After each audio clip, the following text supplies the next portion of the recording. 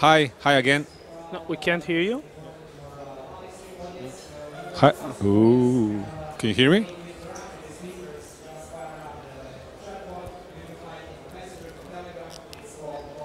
Hi. Okay. So next talk is very interesting in my opinion. It's about CQRS and that's all. We have Lidan here.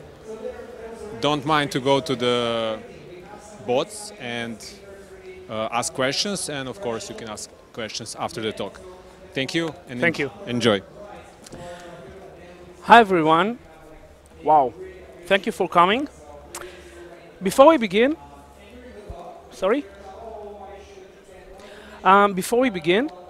let me see your raise of hands. How many of you have heard about event sourcing and CQRS before? Oh, that's a nice show of hands. How many of you have implemented a system using these patterns? Okay. How many of you are here because you heard the words microservices, event-driven, or you just don't like the other guy's talk? Hi, everyone. My name is Lidan, and I lead the notifications team at Wix. 7 years ago, I consulted to a startup that tried to organize photos that people uploaded to Facebook. And the idea was to aggregate all the photos that were taken at the same location or at the same event so that people can discover them easily on the social network. Now, remember, it was 2010. There was no Instagram or Snapchat. One of the hardest buzzwords those days was social network. Everyone did it, at least they thought they did. And we also tried to build a social graph on top of those photos that connects people, locations, events, and photos. So we started to build a network. We used MySQL as a database. We had a table for locations and events and people and photos, and another table of relationships that connect them all. So I asked them, guys, how are you going to query that table in large scale? And they were like, we don't know yet, but don't worry. I left a couple of months later, and when they started to grow, they spent thousands of dollars to maintain this unusable, super expensive structure, instead of using a better structure for this use case, like a graph database. In the long run, they didn't survive. But this story is an excellent example of accidental complexity. We model our data in some way, and when the requirements change and the model doesn't fit anymore, we work very hard to maintain it, instead of using a better model that is more suitable for the new requirements. And the wrong kinds of models can cause us a ridiculous amount of accidental complexity. And today, I'm going to talk about this problem, and I'll show you how event sourcing and CQRS can help you solve it. Back to our story, a few years later, I joined Wix as a backend developer in the CRM platform team. Wix is an Israeli company. It's actually a global company that offers a website builder that creates stunning websites effortlessly. You just drag and drop elements to your site, like building a PowerPoint presentation. And Wix also offers more than 300 applications that you can add to your website. Wix builds some of them, and you can see some examples here, and there are also third-party applications.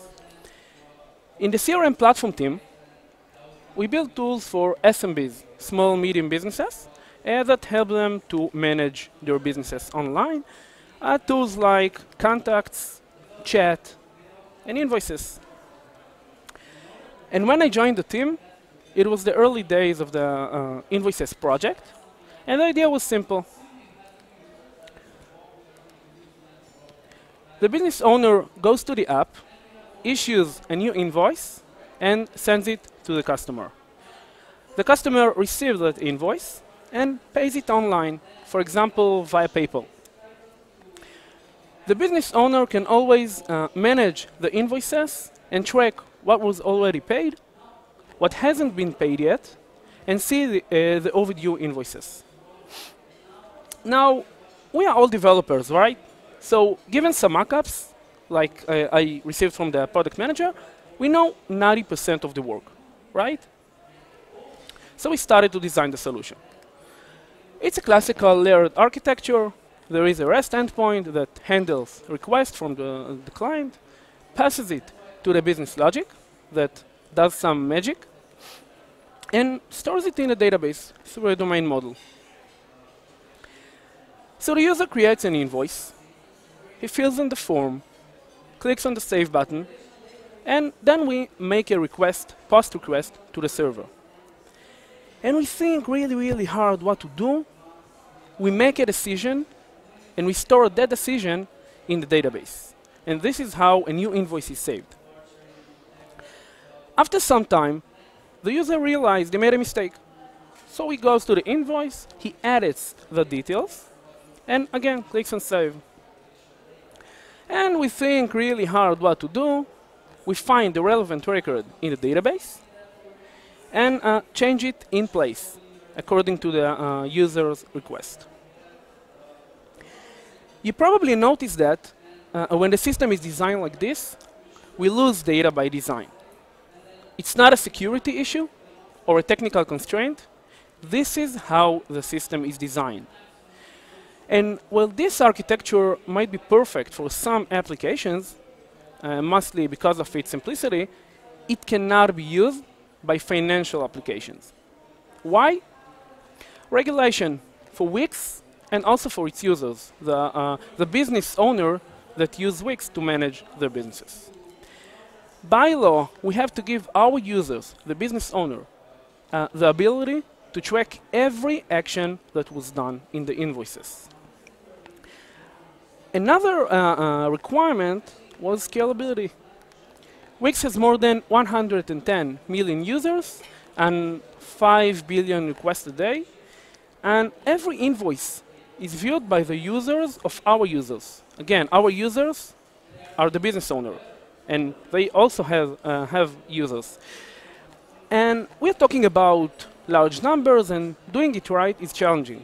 Obviously, I can add more servers, but it has a cost. And of course, as a leading company in the web industry, we want to be flexible and be able to add new features quickly and easily. So we thought about ways to design the system differently to satisfy these requirements. And we started researching best practices in different industries. And there is one industry that is prominent in regulation and scale. Can you guess what it is? Does anyone here think that when he or she withdraws money from an ATM, a record in the database changes? And what's interesting for me is that it's not only the banking industry that took this approach. Every single mature industry that you look at is naturally event-sourced. Financial, medical, insurance, legal, all of them are conceptually event-sourced. And that's what naturally brought us towards looking at event sourcing for our invoice management application. Event sourcing is a way to model your data that doesn't store the current state, but rather it stores the sequence of events that led to this state, starting from some initial state. And we can always restore the current state by replaying the events and build the state. And of course, we cannot do it oppositely from the state to the events. And this is the main point of event sourcing. In this approach, every action in our system is described by the domain language. And in event sourcing, we have two basic building blocks. We have commands and events. A command is an external request that is coming to our system. It is always expressed in imperative language. We have create invoice, delete invoice. It represents the user's intent to do something in our system, and it may have a payload, as you can see, with some relevant details. Notice how meaningful the command is. compared to HTTP methods. Create invoice versus post/invoice, something.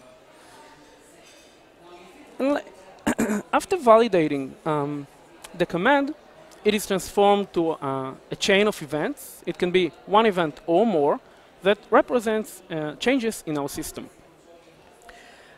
Events are facts. It is something that happened in the past, happened in our system. And it is always expressed in past tense. Like the command, the event may also have a payload with some details. And it is immutable. It is never changed. Again, we cannot rewrite the history. So let's say you are a business owner. You created an invoice and you made a mistake. Now you want to delete this invoice. So what do? You create delete invoice command that is transformed to an invoice deleted event. But the invoice actually was not removed from the system. It's just marked as deleted. We are stating actions taken from the language of the business domain. These are not SQL statements like insert or select, and not functions in your favorite ORM. The language is universal among everyone involved. Whether a developer or domain expert read a sequence, they will get a full story, and they will easily understand what the user did in the system. After transforming the command to events, we store the events in the database with a fast insert operation. It's append-only model. As you can see, the database doesn't hold the current state. Rather, it holds the events that led us to this state. And the benefit here is that instead of writing our decision, we are writing down what a user wanted from us. So when a user wants to view the invoice, also the current state, referred to as an aggregate in DDD, domain-driven design, we retrieve the event from the database, and we apply them one by one, and rebuild the finalized state that is eventually returned to the user. And for those of you who are familiar with functional programming concepts, you probably noticed that this state is actually a left fold of the previous behaviors. In each iteration, we apply the events. It is changes the current state of the aggregate. And after iterating all the past events, we return the state to the user. So now when we store every single action, and we are able to rebuild the state from those events, our system is regulatory compliant. But more importantly, we are not losing data. And the whole system is described by the domain language, and not in the language the technology forced us to use. But now we have a problem. If we only store events, how do we query them? I have an idea. Let's replay every event that was ever stored in the system. This will be fast, right? So let's talk about queries, and more importantly, querying at scale. If we examine the distribution of flow between read and write operation in a web-scale application, most systems clearly have more read operation than write operations that actually mutate the data. Around 90% are read operations. And when we design a system in large scale, we tend to bind the read and the write model, despite the fact that in most cases they are different. It is much easier to scale read requests of immutable data than write requests. You don't need to manage complex locking mechanisms or handle inconsistencies. And besides that, most of the time, you don't need to read the data in the same form it was written in. How many of you have large, complex SQL statements like this in your system? Come on, don't be shy, don't be shy. We all have it. we're looking at this query, and the only thought that comes to mind is, what the hell is going on here? So CRUD is difficult to scale. And we have more considerations like normalizing the data to support new features in the future, such as full text search or graph capabilities that are not supported by the current data store. Remember my story from the beginning with the graph in MySQL? So in fact, what we need to do is to separate the process of updates and the provision of queries. And this pattern is called CQRS, which stands for Command Query Responsibility Segregation. In most of the event source systems, you usually don't query your events. You end up with a concept called read models or views. A view is a read-optimized set of data that is used to make the reads faster. It can be a denormalized and pre-aggregated table in MySQL, but it doesn't have to be relational. Actually, it can be an index in Elasticsearch or just a JSON file. It depends on your requirements. And it's not necessarily stored in the same database like the events. This pattern, CQRS pattern, allows us to see our data from different points of view. When a new requirement comes, you can just build a view by replaying the events from the beginning. So you cannot change what happened in the past, but you can have a new perception of what happened in the past. And I'll give you an example.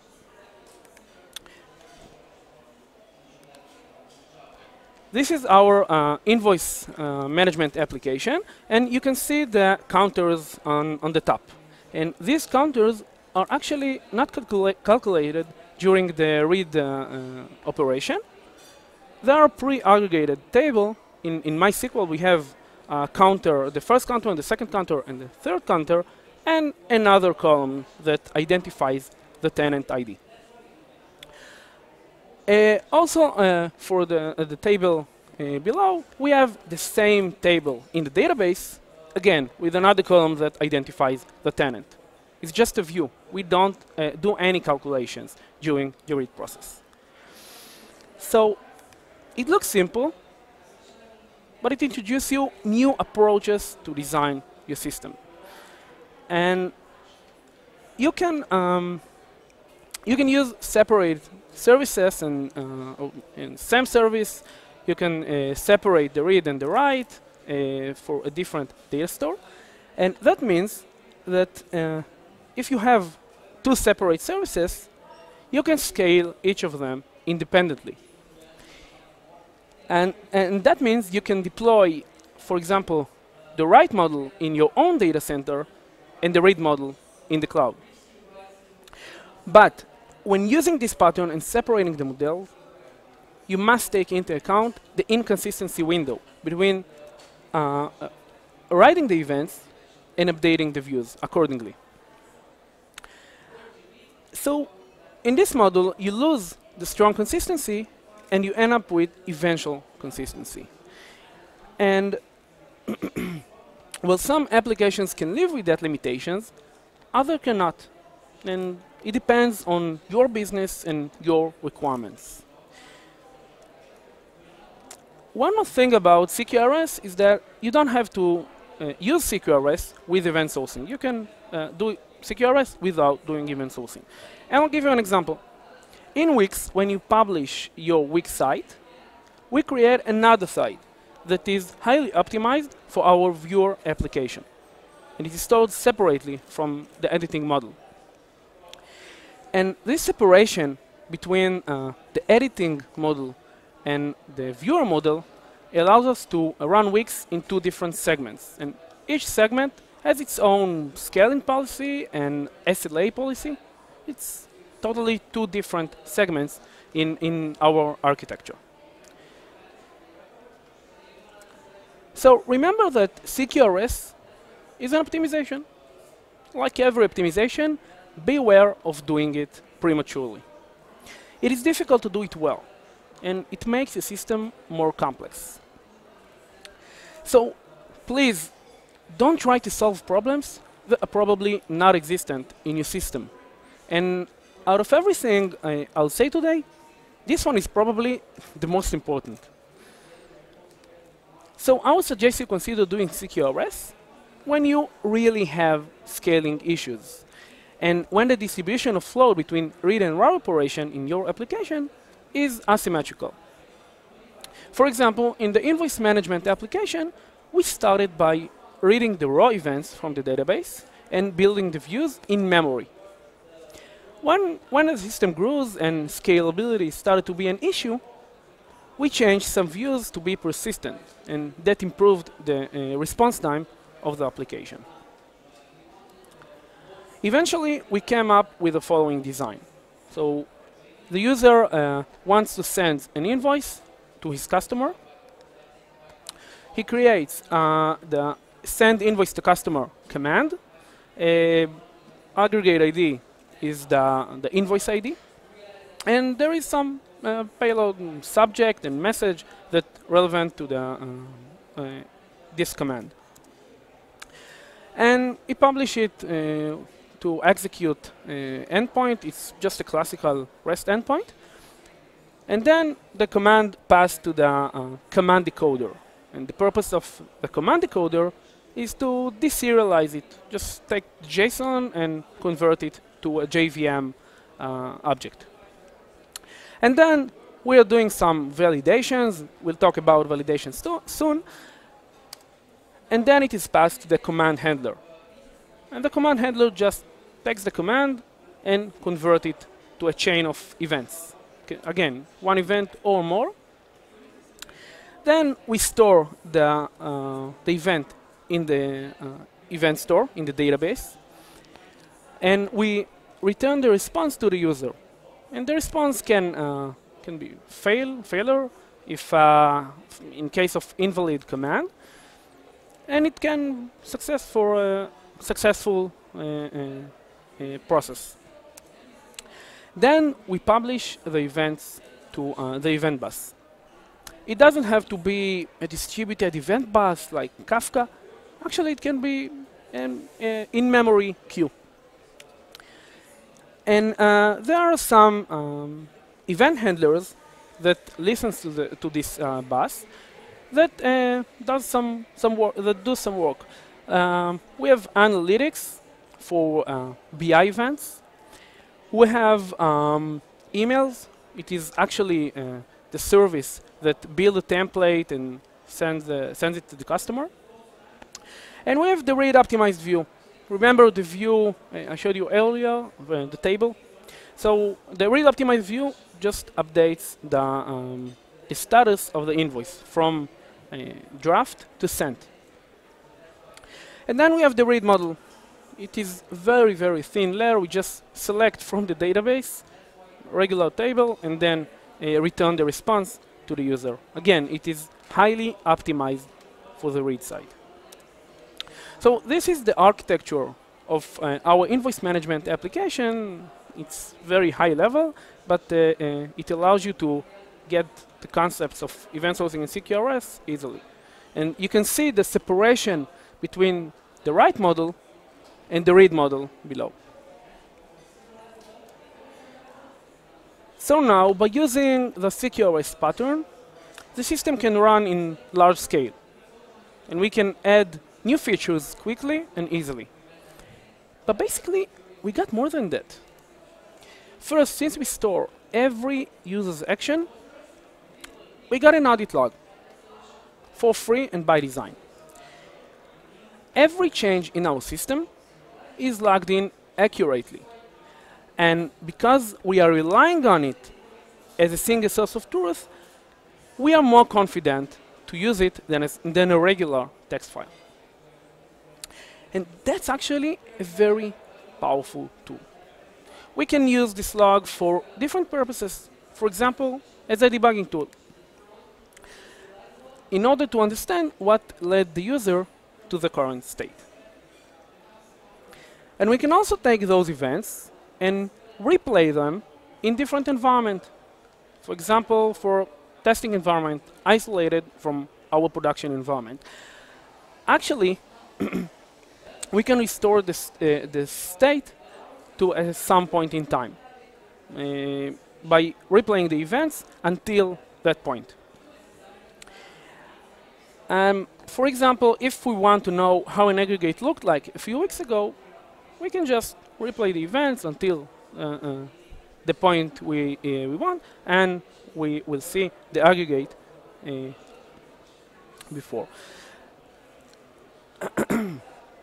So we can not only restore the system, but with the views mechanism, we can analyze historical data that will be lost if we didn't use event sourcing as our data model. And whenever you come up with a new idea or a new algorithm to analyze your data, you can just update the event handler with a new algorithm and replay the events from the beginning. This is a very powerful feature, and I promise you, your BI analyst will thank you for that.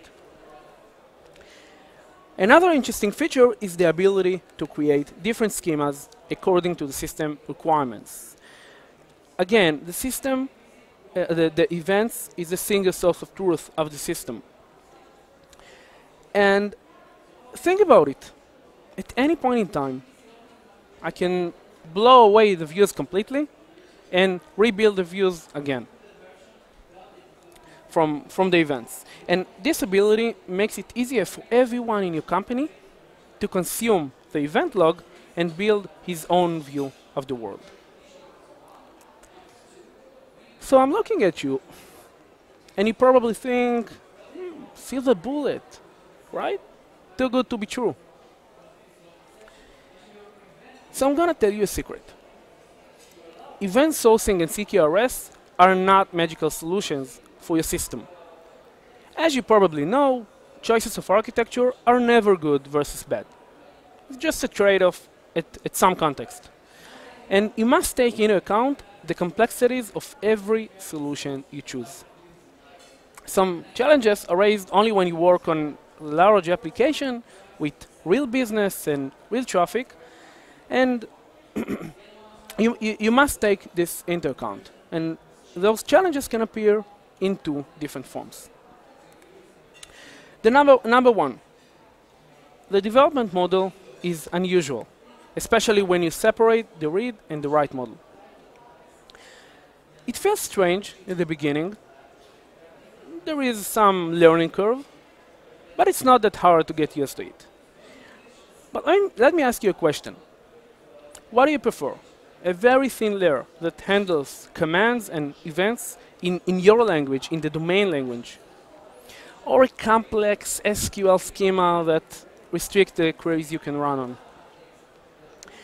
Now, after separating the reads and the writes, you can work with different data stores for various models.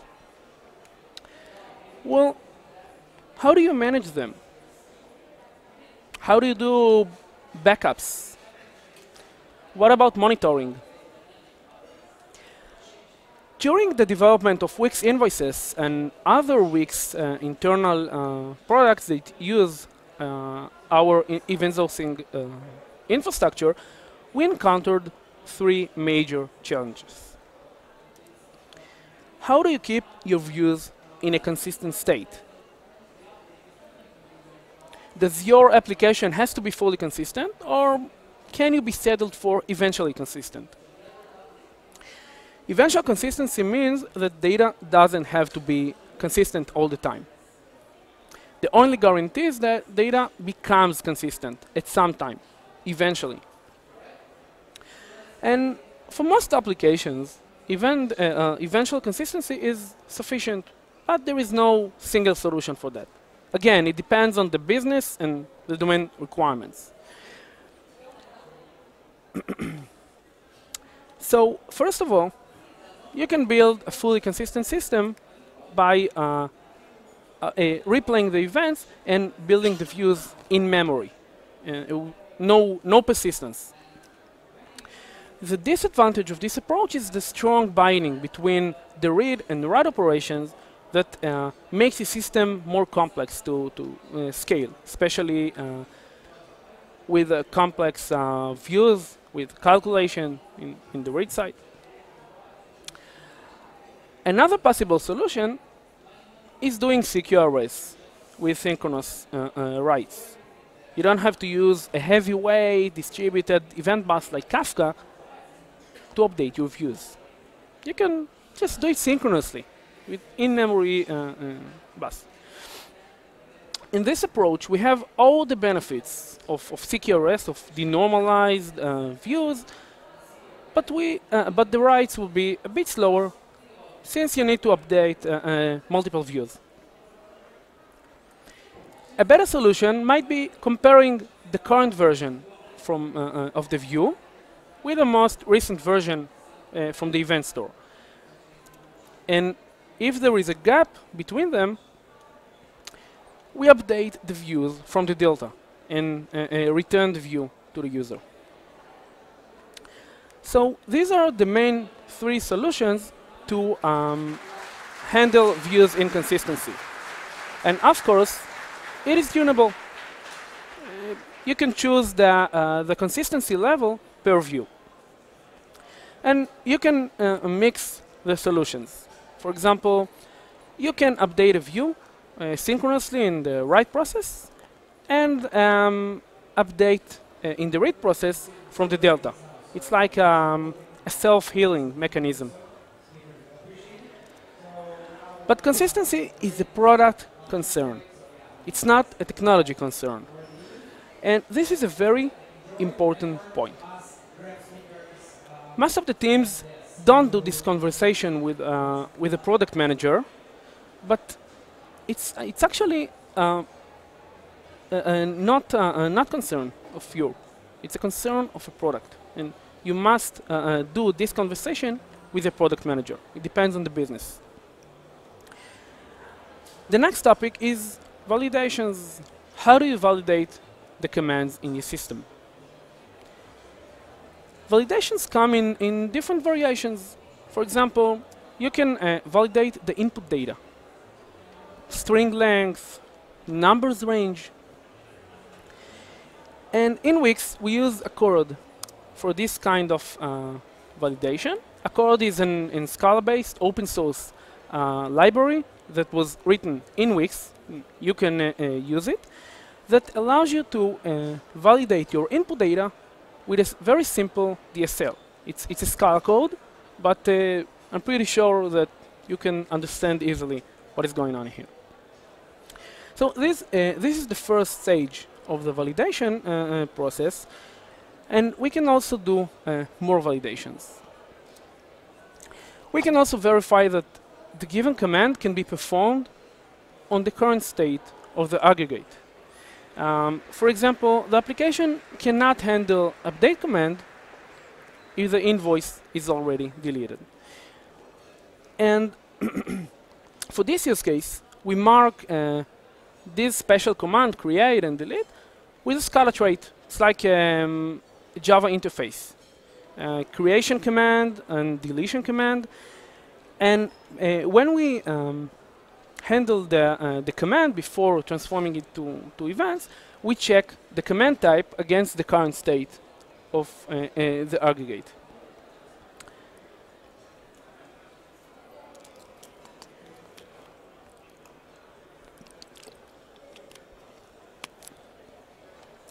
What about more complex validations? For instance, let's talk about uniqueness. Imagine you're developing a contact management system. How can you make sure that there is only one contact per tenant with some email? And a possible solution for this use case is creating a special persistent view for this validation that contains all the emails that belong to the tenant. And on the validation phase, before transforming the command to event, we check if the given email already exists in that table, and if it does, we throw an exception. I know, some of you probably notice that validation that is based on a view may raise inconsistency problems, and you are basically right. Again, it depends on the business and the domain requirements. Some systems can live with that limitation once in a million writes, for example, but others cannot. And you should take this point into account when designing a system using this pattern. The last thing I want to talk about is concurrent writes. Let's assume the two commands were written at the same time. Update invoice and delete invoice. What will be the state of this invoice eventually? One solution for that is to use pessimistic locking. So only one command per aggregate can be handled at the same time. So once the first command takes the lock, any other command will wait to the lock to be released. This is the safest way to prevent concurrency issues, but obviously it's the slowest and the most complex way to do that. We need to manage distributed lock and handle timeouts, but we have a better solution for that. Let's talk about optimistic locking or versioning. In event sourcing, every event has a version, and it's incremented every time a new event is written. The version of the aggregate is a version of its last event. And each command has also a version. This is the version that the aggregate was when the command was issued. And in case of a gap between the expected version in the command and the current version, we throw an exception. We can also resolve this conflict by merging the events if possible. So let's take this example. We have two different invoices, two different events of the invoice, but the same version. But we can merge them. So we incremented the version of the event, and this is how we do the merge. When we can't merge, for example, we have two events, but it has the same type. Different values, but same type and same version. We throw a concurrent modification exception. And you can guess that also here, the way you handle concurrent writes is based on the business requirements, not the technology. In context management application, we probably can merge the events. However, invoice management and accounting in general are more sensitive domains. Merging events of an invoice may change the invoice completely. So we cannot use this mechanism in this use case. So we've talked about event sourcing, we've talked about CQRS, we saw how to design a system using these patterns, and we've discussed some issues that may be raised when you work this way. So what have we learned at Wix from the last 3 years from using these patterns? First of all, start small. Don't try to model every entity in your system with events. That's a really bad idea. So before you go back and say, Lidan told us we should model every entity in the system using events and separating the writes and the reads, ask yourself the following question. Oops. Do you really have a benefit by storing the events? Is it worth the operational cost of modeling events and the whole thing? I'll give you an example. In the invoice management application, we have a feature of tax presets. It's just a tax name and tax rate that allows you to create invoice faster. Is this feature worth the operational cost or the cost of modeling it with events? What would the view look like? Tax name and tax rate and tenant ID? CRUD sounds like a better model for this use case, although all the rest of the system is all event sourced. Code changes. Once an event of some type was written to the data store, you can't remove its definition from your code base. It's also hard to add or remove fields. It depends on your serialization format. And you should always think about backward compatibility. Remember, once events are written to the data store, they will be there forever. And your code should know how to handle them, even when you depreciate and stop writing them. The last and most important point, in my opinion, is that the events, again, it's a single source of truth of your system. Views are derived from it. So you can always delete a view and reconstruct them by replaying the events. And this ability gives you a lot of power. You can build your user interface incrementally, and you don't have to normalize your data or write complex SQL queries or run migration scripts.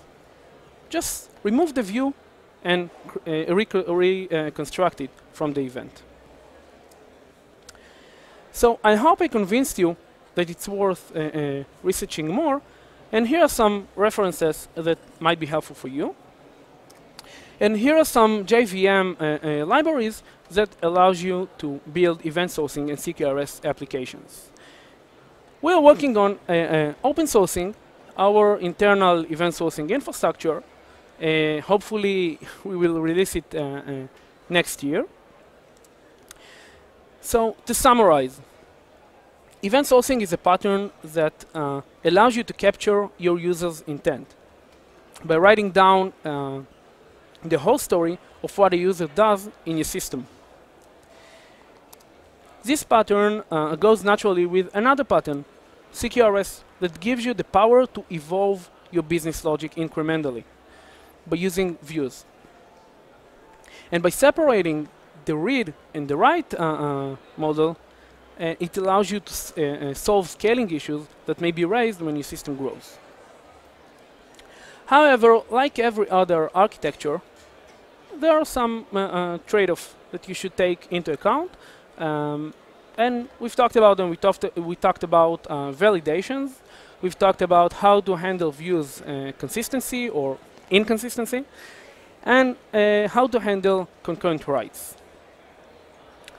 So, in conclusion, if we go back when we started the Invoices project, none of us had an idea what is event sourcing and what is CQRS.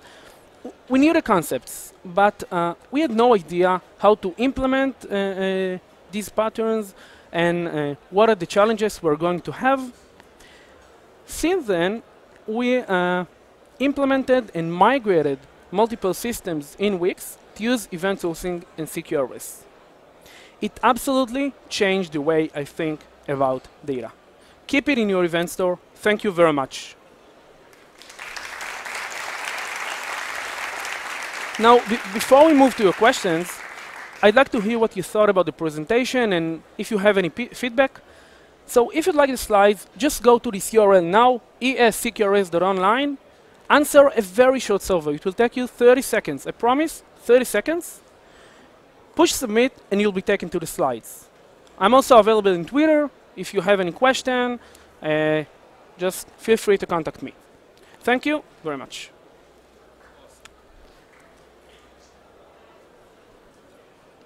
Awesome, thank you. And you can also rate the talk on our bot, right? So let me take a picture of you. Yeah. Or maybe everybody else. Woo! Woo!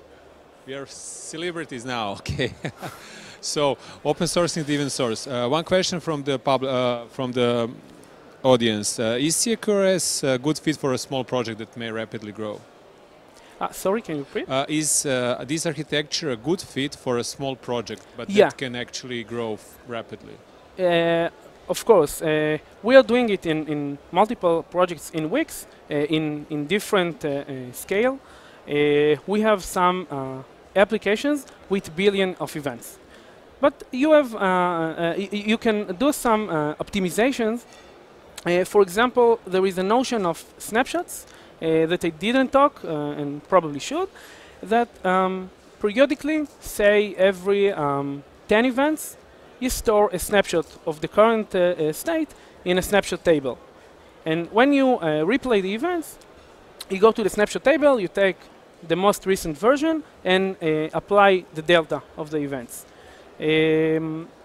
So again, it depends on the application. We have applications with few millions of events, and we have application with billion of events that run on Cassandra.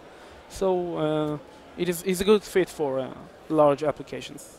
Thank you. That's it for now, but if you have more questions, you can I'm approach. here. Yeah, and we have lunch.